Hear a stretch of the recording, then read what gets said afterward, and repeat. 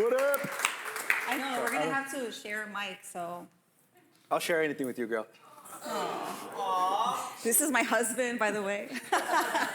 I'm married. Just as Abel had mentioned, this is week 6 now. The first 3 cohorts, trainings, we focused on internal formation. The last 2 were interpersonal connection. And today we're going to be talking, what does a spiritually thriving culture need? So last week, Lolo talked on different modes of communication: writing, reading, speaking, and listening. And today we're going to be talking about body language and tone. So there was supposed to be something here, but it was just a chart that said that 55% of our communication is body language, 38% is tone in our voice, and only 7% are our words. So that means that what you say could be completely missed if your body language is off. If your verbal message says, I'm safe and open, but your body says, I'm tense and guarded, people will trust the body language a lot more than what you're saying. So right now, I need you guys to listen to my words and not my body. How many times have we gone through a whole conversation thinking about a previous interaction, and we're trying to decipher it in our head like what they meant? So Renee, go ahead. Yeah, so how many times have we been in a scenario where we're amongst people and we're talking, right? And you're like talking one-on-one with a person, and then somebody comes by and says something like, hey, I heard you were a leader. And then they just walk away. And you're kind of just left there like, what did he just say? Like, why did he just say that? And now the other person is left with your reaction. So now just imagine, right? Renee's having this conversation with this person, and he's totally disengaged now. Like, his eyes are probably like up here, like his body becomes different. And so that person is just standing there saying like, is he really interested in getting to know me? Or is this just kind of like fluffing me up to get in there, right? So people, as they walk into our spaces, into our young adult meetings, are walking vulnerable, right? They probably don't know anybody, or are probably coming back to church for a long time. And so they're not just listening to your words, but they're reading your presence. And so what is your presence saying to them? So if we're trying to create a spiritually thriving culture, it starts with creating a welcoming and inclusive atmosphere. But how do we do that? So again, some of the ingredients was like what Abel talked about was trust. Lolo talked about active listening and asking good questions. And today we're going to be talking about the ministry of presence. What does your body language say? How's your attention, your engagement with your having these conversations with these young adults? Which means that we came up with this title saying, an embodied leader embodies Christ. So we don't just appear on the surface, but to genuinely embody Christ. And so we see that in the story of King David.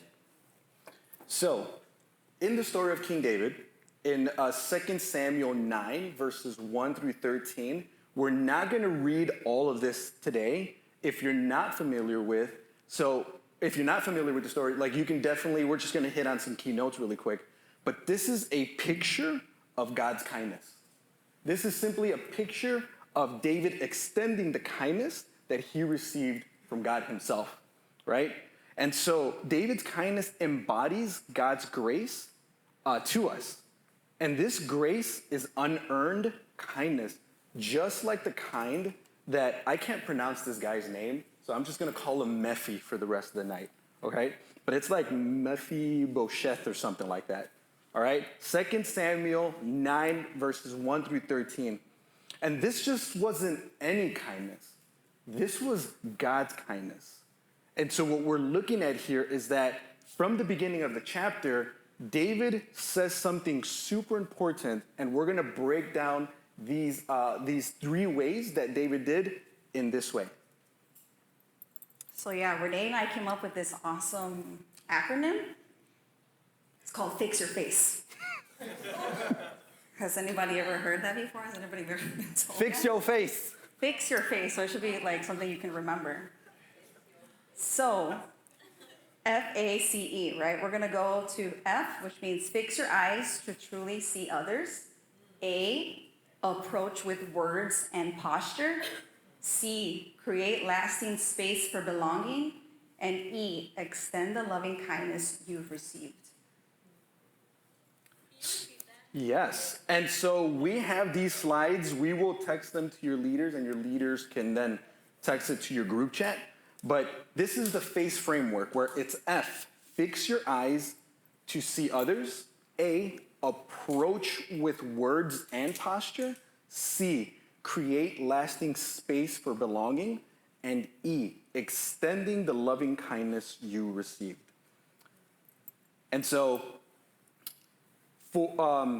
David fixed his eyes on Mephi, not just a person, but in Jonathan's lineage. And if you know anything about this, about Jonathan and David's relationship, they were like brothers. They loved each other, right? Scripture even tells us that they loved each other more than a woman's love to a guy. So they loved each other, right? They really loved each other. And David's eyes saw Mephi through a loving lens. Sorry. So this means that, kindness seeks. So in chapter 9, verse 1, David asks, is there still not someone of the house of Saul that I may show the kindness of God to him? Kindness takes initiative. Do you come into your young adult nights with that mindset? Are you looking out for those that may not have been seen yet? Does your body's language say, I'm glad that you're here? What is your posture, face? Is it inviting? If we go back to the example that Renee was talking about with this person who just came and said, hey, I heard you're a leader. Like, what was his face saying? I know that I often feel like when I'm talking to people, if they're looking at their watch, I feel rushed. I feel like I have to say what I have to say, and then I got to get away from them because they probably have somewhere else to go. And so Something's more important. Are we giving time and saying like, hey, like I'm actually here. I'm interested in what you have to say. So one of the things that I failed to mention at the beginning of Fix Your Eyes, it's not something that's just metaphorically. This is something that we literally have to do, right? And the way that we sometimes fail to miss the person is when we start looking over their shoulder when we're talking to them, or we start looking over our shoulder when we're looking to people, right? Or you're kind of just like, da, da, da, da. When David fixed his eyes on Mephi, he truly wanted to see him, and so he asked, right, in verse 1. And so with that, in the next segment is that, A, we approach with words and posture. David approaches with words and in a disarmed posture. Can somebody show me a posture where it looks like you're armed? Like you're like you just, there you go, Mona. There you go, just like that, right? Someone comes up to you and you're like, right?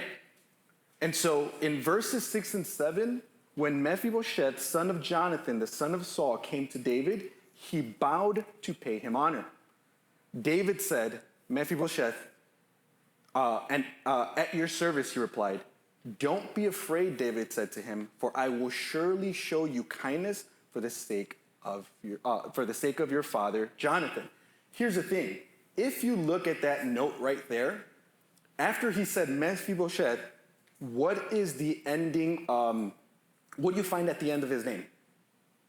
You find an exclamation mark. Meaning this wasn't just like, hey, what's up, man? It was like Mephibosheth. And so that right there through scripture tells us that this was just an everyday kind of conversation. If not, he was approaching him with his words and his posture, right? And so David affirmed with tone, posture, and presence. So this takes us to that kindness affirms. David's tone affirmed Mephibosheth's identity and worth despite his physical ability. So your tone matters. What does your tone say? Does it say, Hey, you're safe here? Is it warm? Is it curious? Giving value to the person. Is it respectful? Is it encouraging? Is it compassionate? We learned that asking good questions is really important, but it's how we ask those questions. Sometimes we shoot them out and it feels like an interrogation. So we want to make sure that we're pausing and our tone also matches. So our tone becomes a vessel of God's heart for others when it mirrors his tenderness. Say that again. Isn't that beautiful when I read that too? Tone becomes a vessel of God's heart for others when it mirrors tenderness. So here's the thing. In order for us to be able to cultivate a spiritually thriving culture, our tone and our body language, just as we've been speaking about, matters. That opens up windows of vulnerability. I often hear this, and I'm going to speak for the men. I often hear this from men from the guys groups. Men don't act like that though. Men don't talk about that. It's almost as if men don't have feelings or emotions. But that's not necessarily true, right? Because again, I'm speaking to this crowd here, but I need to be real. Because sometimes we focus just on the lust, the greed, maybe even vanity, and all these things, right? But the thing is that as human beings and as men, being aroused, that's an emotion. And sometimes the reason why maybe we don't speak about these things, men, in our group, maybe it's our fault. Maybe we're not cultivating that culture in our group to be able to really talk about these things. Because one thing is about confessing your sin of lust, right? But really getting down to the nitty-gritty of things. And I know that in my groups, I have failed to cultivate that because I might inconvenience the person. But the thing is that I believe that my tone and my body language has not cultivated the opportunity to really get into those things. And so when we're doing that, when we're doing this in the right way as leaders within our groups, what we're doing is that we want to open up a window of like genuine vulnerability and not just being able to hear the Jesus answer. When we do that, we go into our next point, which is C, create belonging. So David created belonging by inviting Mephibosheth to his royal table. In verse 7, we see that he says, I will restore you to all the land that belonged to your grandfather Saul, and you will always eat at my table. And then in verse 13, it says, and Mephibosheth lived in Jerusalem because he always ate at the king's table, which means that kindness makes room. Do you make room for others in your pace and space? Leaders should always strive for a lifestyle of inclusion and not just an act. David offered his space, his home, his life. What is your pace? Are you available? Does it say you're calm and unhurried? Does your pace communicate, I'm not too busy for this moment? I often hear people say, I'm not here for friends. I have friends. Yet this is far from the heart of God. He loves to look at people and invite them in. And he blesses them in spite of what they offer. And it kind of reminds me a little bit of a story. When I came to New Life, I had no idea what small groups was. Like I was always like a Bible study, show up, and then you kind of just leave. But I'm so glad that people who were my leaders took the time to get to know me. They invited me to their table. And if they had this mindset, I'm so glad that they didn't, because now they're some of my best friends. And so if you come with that mindset, you miss out. You might miss out on some best friends. So an embodied leader embodies Christ. It is sacrificial. Our relationships with our group members will sometimes be one-sided. So E, extending the loving kindness you've received. So, in the story of David, we see this word kindness, and in the Greek, it translates into chesed. Chesed is much deeper than the kindness we recognize now. It is mentioned 250 times simply in the Old Testament. Chesed describes a sense of love and loyalty that inspires, merciful in love in action, and it surpasses ordinary kindness. It is the inclination, this is a quote, it is the inclination of the heart to show amazing grace to the one who is loved. Chesed runs deeper than social expectations, responsibilities, fluctuating emotions. Come on, how many of us have those, right? And what is deserved or earned by the recipient. In other words, grace in motion and love that exceeds obligation. This is what chesed is, right? The reason why David was offering this to Matthew was because 2 chapters before, in 2 Samuel chapter 7, we looked at God looks to David and gives him the Davidic covenant. And he says, I will make a lineage off of you. You will have the King of Kings and the Lords of Lords. That is the person that we have today, Jesus. And so if an embodied leader embodies Christ, then it's not something for us to just say that we believe in, but it's also in the way that we live, in the way that we carry out, in the way that we approach people, not things, not circumstances. We talked about it two sessions ago. When in order to see someone, you really have to be present with the person. Like, if not, then you've just missed the whole situation. And so what we see here is a covenant love. This is something that God gave to David. But also here, we are seeing that we can comprehend and apprehend the gospel. Why? Because Jesus sought us, yes or no? Jesus affirmed us, yes or no? And Jesus made room for us, yes or no? In the way that we approach our body language, our tone, our eyes, it becomes more than just a simple interaction. It can mean everything to the other person. And leaders, in here, you may be thinking right now, well, what about me? Look around you. You have a community of leaders here. Look around. There are people here that you may not have even met until you got here, maybe even knew that they existed. You yourselves could be that community for each other. But as people come in, right, new faces in the new semester, there are still people in your group now who also still need this. And so how do we meet them, right? How do we meet them as well? By doing the framework, these are practical steps that we can take away to be able to meet the person and not just the person on a Thursday night. This is the person outside in the coffee shop too.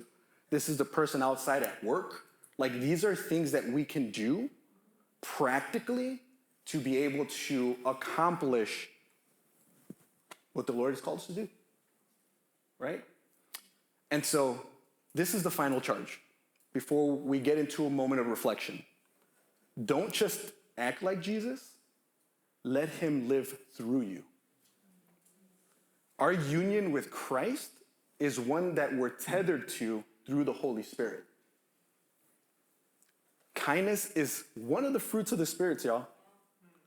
It is in us, right? Galatians 5. Embodiment, as we continue, like, let this be the tagline if you walk away with anything. An embodied leader embodies Christ. And that is expressing Christ in a physical form. And so today, as we get into our reflections in our groups, a tough question to ask if we start to reflect on this. Would I feel safe, seen, and valued in my own group? where do I need, why or why not, and why is it important? What are areas of growth, and what are things I already do that create a welcoming environment? Don't just focus on the words, focus on the approach. Because I'll tell you this, Thursday nights we have young adults here.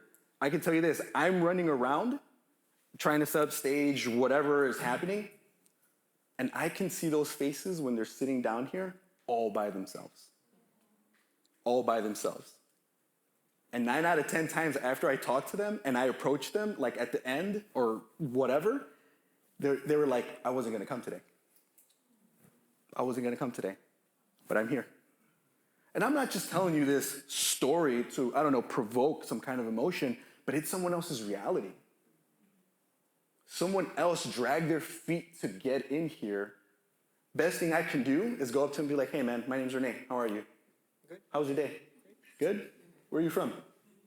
Montclair. Montclair? Dude, that's far. You work out there too? What's that? You work out there too? Yeah. All right, man. Hey, dude, when we have lunch, you coming out here, because I'm not going all the way over there.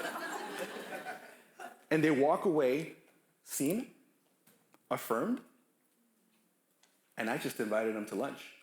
He doesn't know that he pays for the first one. And so as we get into our group and reflect on this, think about yourself within your own group and let that be the start of things.